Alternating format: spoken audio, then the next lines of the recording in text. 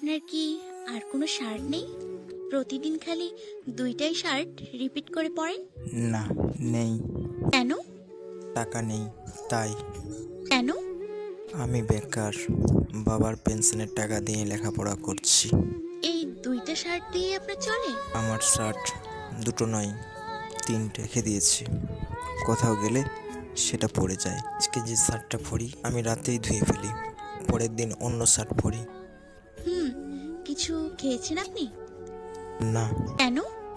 ব্যাগে 12 টাকা আছে, 10 টাকা বাস ভাড়া, আর নিচের তলায় অবন্তীর জন্য 2 টাকা চকলেট নিয়ে যাব। অবন্তীকে? নিচের তলায় থাকে, ক্লাস 3-তে পড়ে। একটা কথা বললে কথাটা রাখবেন? না, কেন? আগে জানতে হবে কথাটা কি, তারপর বলবো কতটা রাখবো কি। এই টিফিন বক্সে খিচুড়ি আর ইলিশ মাছ কড়া করে ভাজা আছে, দয়া করে খেয়ে নেবেন। খাবো না। কেন? আপনার না খিচুড়ি আর ইলিশ মাছ ভাজা খুব প্রিয়? আপনাকে কে বলেছে এ কথা? সৌভিকদা, আপনার বন্ধু। শুনেছি আপনি নাকি আমাকে ভালোবাসেন। না তো, কে বললো আপনাকে এসব? সৌভিকদাই তো। এসব কোনো কথাই আমি বলিনি। আপনি অনেক সুন্দর লেখালেখি করেন, প্রতিদিনই পড়ি আপনার লেখা।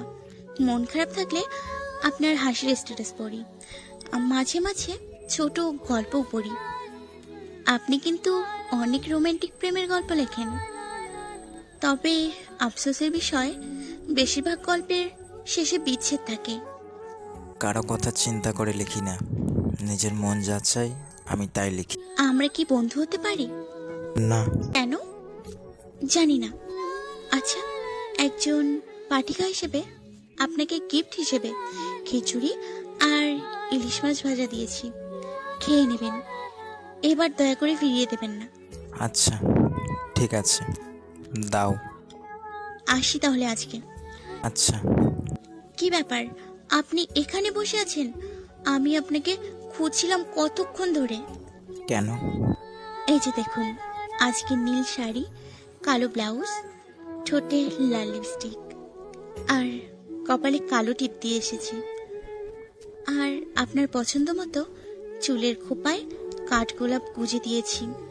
সেদিন আপনার লেখায় পড়ছিলাম এমনভাবে সাজের কথা। কেমন লাগছে আমায় এই সাজে? যেমনটা লাগার কথা। কেমনটা লাগার কথা? জানি না, কেন পড়েছেন এগুলো? এমনিতেই পছন্দ হলো তাই, কিছু না। ঠিক আছে, আপনি আজকের থেকে আর আমার সাথে যোগাযোগ করবেন না। কেন, কি হয়েছে? আমাদের বেশি কথা বলার দরকার নেই।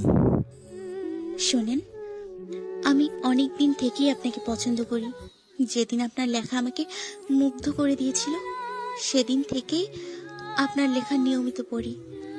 এরপর থেকে আপনার কথাবার্তা, চলাফেরা, লেখালেখি সব কিছুতেই ভালো লাগে আমার। সত্যি বলতে আমি আপনাকে ভালোবাসি। আপনি কি জানেন না আমার পরিবারের আর্থিক অবস্থা ভালো না? তাছাড়া আমি বেকার। তো আমিও মধ্যবিত্ত ঘরের মেয়ে, ছোটকাল থেকে সাধারণ পরিবেশে বড় হয়েছি। আপনার তো জানা থাকা উচিত যে মধ্যবিত্ত পরিবারের ছেলে মেয়েগুলোর মাঝে বিলাসিতার ভাব তেমন থাকে না। আমি এখনো বেকার, কবে চাকরি পাবো তাই জানি না।